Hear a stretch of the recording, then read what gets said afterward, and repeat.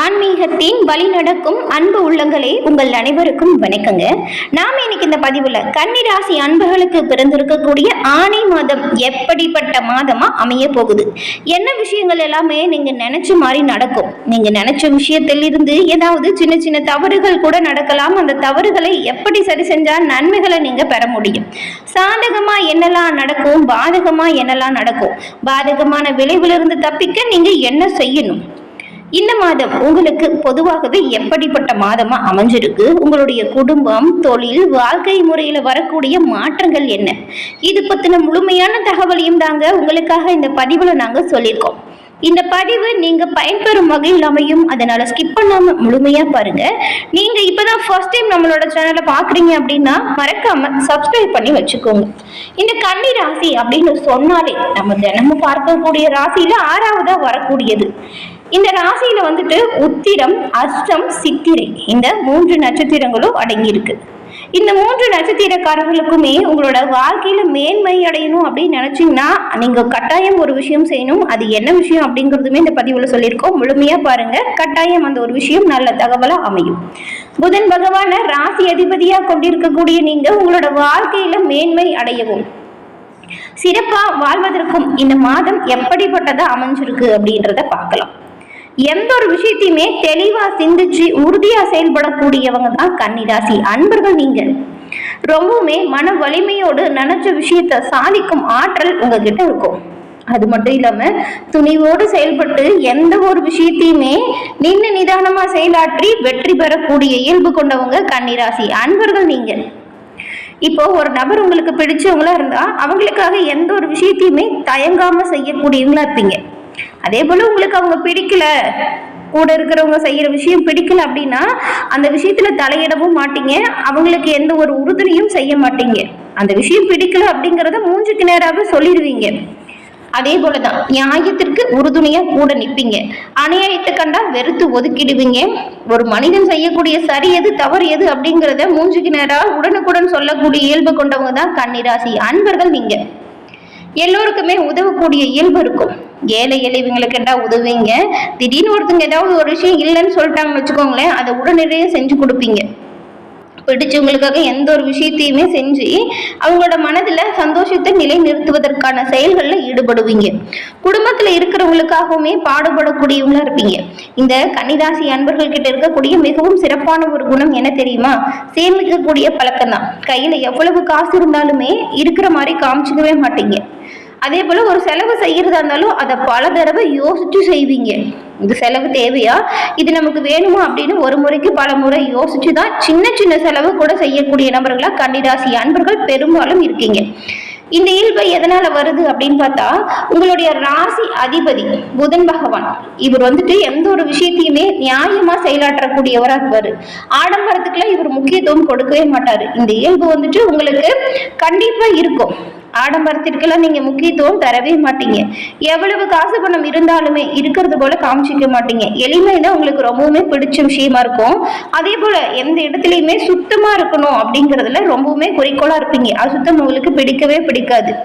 அந்த மாதிரியான இடங்களையுமே வெறுக்கக்கூடியவங்களா இருப்பீங்க. இப்படிப்பட்ட நீங்க உங்களோட வார்த்தைகள்ல எப்பவுமே ஒரு கனிவு இருக்கும், பண்பு, பாசம் அப்படின்னு. உங்களோட குடும்பத்திலேயே நீங்க கேட்டு பாருங்களேன், உங்க குடும்பத்துல இருக்கிற எல்லோருக்குமே பிடிச்ச ஒரு நபர் யாருன்னு கேட்டா உங்களை தான் சொல்லுவாங்க. இந்த கன்னிராசி அன்பர்கள் எல்லோருக்கிட்டையுமே அன்பாகவும் பண்பாகவும் பழகக்கூடியவங்களா இருப்பீங்க. இப்படி எல்லா வகையிலுமே சிறப்பா செயல்படக்கூடிய உங்களுக்கு நிறைய பிரச்சனை வரும். என்னடா இது, எல்லோருக்கும் நல்லதுதான் பண்றோம், நம்மளோட வாழ்க்கையில ஏன் இந்த பிரச்சனை வருது அப்படிங்கிற ஒரு கேள்வி உங்களோட மனசுல ஓடிட்டு இருக்கும். அந்த அனைத்து பிரச்சனைகளுமே தீர நீங்க என்ன பண்ணலாம் அப்படின்னு பார்த்தா, வெள்ளிக்கிழமையில அம்மனை வழிபட்டு வருவதும் செவ்வாய்க்கிழமையில முருகப்பெருமான வழிபட்டு வருவதும் இந்த கன்னிராசி அன்பர்கள் உங்களோட வாழ்க்கையில நல்ல ஒரு முன்னேற்றத்தை பெறக்கூடிய ஒரு விஷயமா அமையும்.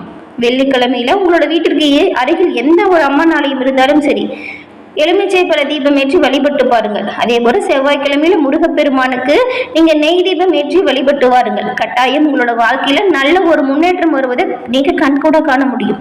7 வாரம் தொடர்ந்து இந்த ஒரு விஷயத்தை நீங்க செஞ்சீங்கன்னா 8வது வாரம் நீங்க நினைச்ச நல்ல விஷயம் ஒன்று கைகூடி வருவதை நீங்க கண்கூட காண முடியும். உங்களுக்கு அம்மன் பிடிக்கும் என்றாலும் அம்மன் தாய்க்கு போற்றி அப்படிங்கிற மந்திரத்தையும், உங்களுக்கு முருகப்பெருமான் பிடிக்கும் என்றால் சரவண பவ முருகா போற்றி அப்படிங்கிற மந்திரத்தையும் மறைக்காம 3 முறை பதிவிடவும் செய்யுங்க. இறைவனின் அருளால் எல்லா விதத்திலுமே நீங்க நன்மைகள் பெற்று நலமுடன் வாழ உங்களுக்கு நாங்கள் வாழ்த்துக்களையும் சொல்லிக்கிறோம்.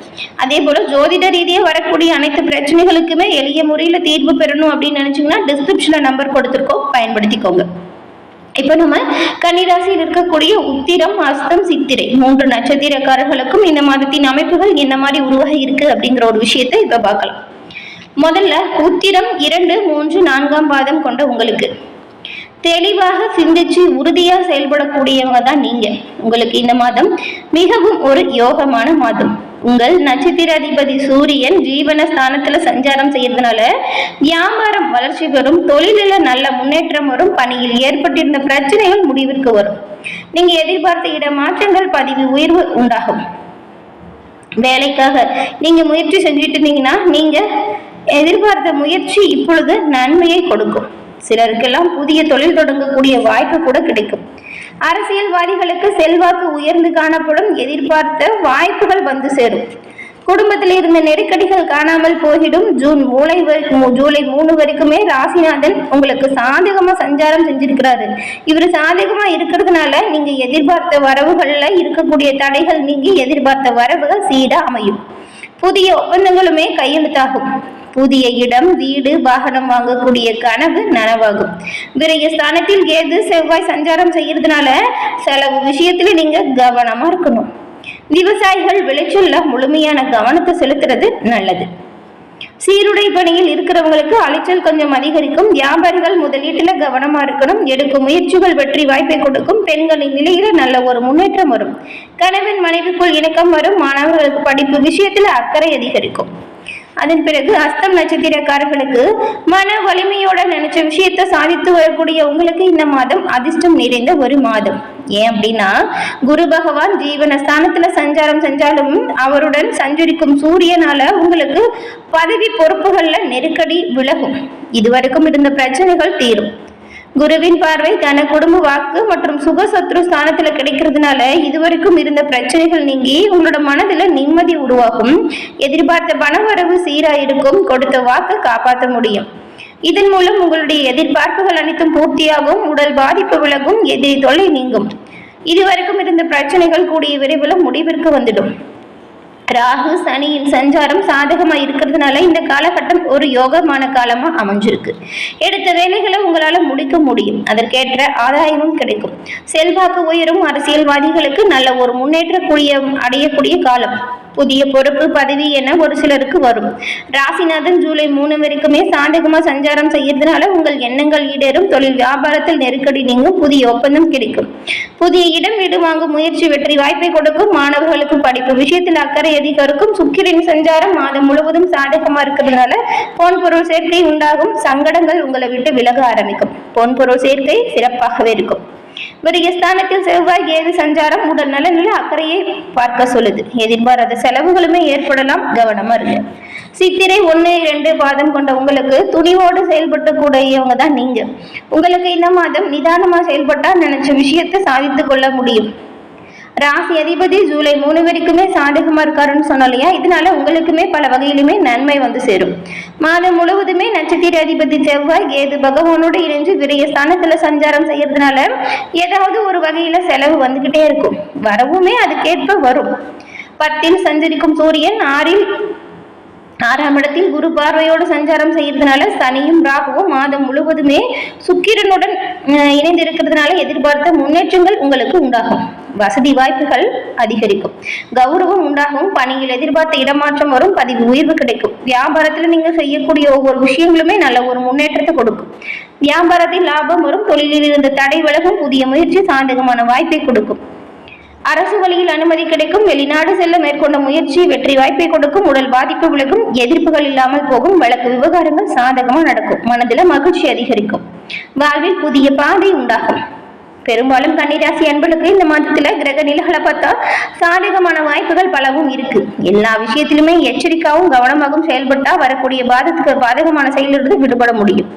கன்னிராசி அன்பர்களுக்கு பெரும்பாலும் நல்ல விஷயங்கள் நடக்கக்கூடிய இந்த விஷயத்துல நீங்க உங்களோட வாழ்க்கையில முன்னேறக்கூடிய அனைத்து விஷயத்தையுமே நீங்க செஞ்சீங்கன்னா நன்மைகளை பெற முடியும்.